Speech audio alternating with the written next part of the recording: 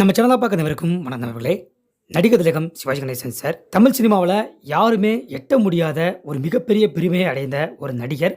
இவருடைய புகழ் இன்னைக்குமே நிலைச்சிருக்கு. இப்படி ஒவ்வொரு நாளும் சிவாஜி சாரை பற்றி ஒவ்வொரு வீடியோக்களில் நான் உங்கள்கிட்ட பேசிக்கிட்டு இருக்கேன். ஸோ அதே மாதிரி இன்னைக்கு நம்ம இந்த ஒரு வீடியோவில் சிவாஜி சாரை பற்றி இன்னுமே வெளியே தெரியாத ஒரு சில விஷயங்களை பற்றி நான் இப்போ உங்கள்கிட்ட பேச போகிறேன். அதனால் இந்த ஒரு வீடியோ ரொம்பவே இன்ட்ரெஸ்டாக இருக்க போகுது. ஸோ எல்லாருமே ஸ்கிப் பண்ணாமல் கடைசி வரைக்கும் பாருங்கள்.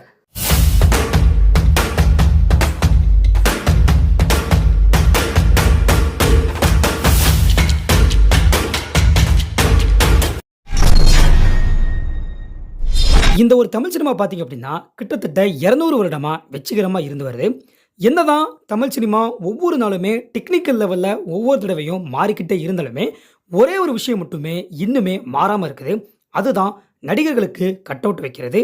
அப்படி தமிழ் சினிமா உலகில் முதல்ல மிகப்பெரிய கட் அவுட் வைக்கப்பட்டது சிவாஜி சாருக்கு தான். இது எப்போ வச்சுருக்காங்க அப்படின்னா 1957 வெளிவந்த வணங்காமுடி படத்துக்காக தான் கட் அவுட் வச்சுருக்காங்க.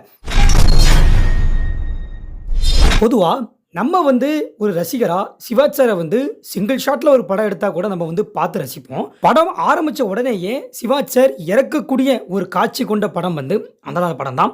அந்த படம் ஒரு புதுவிதமான ஒரு முயற்சியில் எடுக்கப்பட்ட ஒரு படம். அதாவது துப்பறியக்கூடிய ஒரு கதைக்களத்தில் கொண்ட ஒரு படமாக இருக்குது. அது மட்டும் இல்லாமல் அந்த படத்தில் பாடல்களே இல்லை அப்படிங்கிறது இன்னொரு சிறப்பு. ஸோ அப்போ அன்னைக்கு இருக்கக்கூடிய ஆடியன்ஸுக்கு ஒரு புதுவிதமான ஒரு அனுபவத்தை அந்த படம் கொடுத்துருக்குன்னு நினைக்கிறேன். சிவாஜி சார் கிட்டத்தட்ட 300க்கும் மேற்பட்ட படங்களை நடிச்சிருக்காரு. கிட்டத்தட்ட 9 தெலுங்கு படங்கள்லையும் 2 மலையாள படங்கள்லையும் 1 இந்தி படத்துலையும் நடிச்சிருக்காரு. கௌரவ தோற்றத்தில் மட்டும் 19 படங்கள்ல சிவாஜி சார் நடிச்சிருக்காரு. சிவாஜியோட நடிப்பை பாராட்டி எத்தனை பேர் சிவாஜி சாருக்கு பரிசு கொடுத்துருக்காங்க அப்படின்னு சொல்லி நம்ம பல வீடியோக்களில் பார்த்துருக்கோம். சிவாஜியோட நடிப்புக்காகவே பல நாடுகள்ல இருந்து பல அழைப்புகள்லாம் சிவாஜி சாருக்கு வந்திருக்கு. இப்போ அதே மாதிரி ரத்த திலகம் அப்படின்னு சொல்லக்கூடிய ஒரு படத்தில் சிவாஜியுடைய நடிப்பை பாராட்டி சென்னையில் இருக்கக்கூடிய சினிமா ரசிகர்கள் சங்கம் ஒரு துப்பாக்கியை சிவாஜி சாருக்கு பரிசாக கொடுத்துருக்காங்க. இது எத்தனை பேருக்கு தெரியும் அப்படின்னு சொல்லி தெரியல. ஸோ இதை நீங்கள் தெரிஞ்சுக்கங்க. சிவாஜி சார் ஒரு ஏழை குடும்பத்தில் பிறந்து அதுக்கப்புறமா சினிமாவுக்குள்ள ஒரு மிகப்பெரிய நடிகராக மாறிட்டார். இன்றைக்கி ஒரு பெரிய ஒரு அச்சீவ்மெண்ட் பண்ண ஒருத்தர் இருக்கிறாரு. ஆனால் அவர் ஒரு சாதாரண மனுஷனாக நம்மளுடைய வாழ்க்கையை திருப்பி பார்த்தோம் அப்படின்னா சிவாஜி சார் சின்ன வயசுலேருந்து ஒரு பெரிய ஆளாக வளர்ந்துருக்காரு. மக்கள் மாதிரியே அவரும் அவருடைய வாழ்க்கையில் ஒரு வளர்ச்சி அடைந்த ஒரு மனிதன் தான். அவருக்கும் பல ஆசைகள் இருந்திருக்கும், லட்சியங்கள் இருந்திருக்கும். சினிமா துறையில் இருக்கும்போது பல ஆசைகளையும் லட்சியங்களையும் நிறைவேற்றிருப்பார்.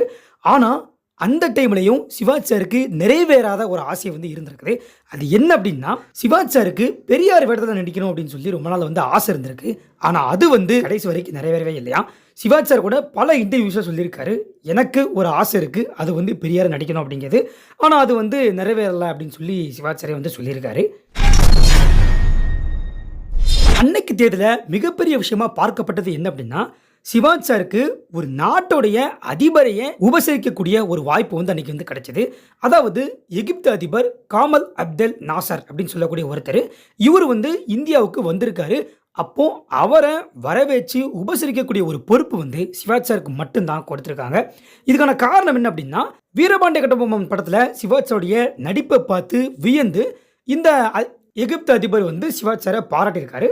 ஸோ இந்த ஒரு காரணத்தினால இவர் இந்தியா வந்ததுனால இவரை உபசரிக்கக்கூடிய ஒரு வாய்ப்பு அப்போதைய பிரதமர் நேரு சிவாஜி சாருக்கு வழங்கியிருக்காரு.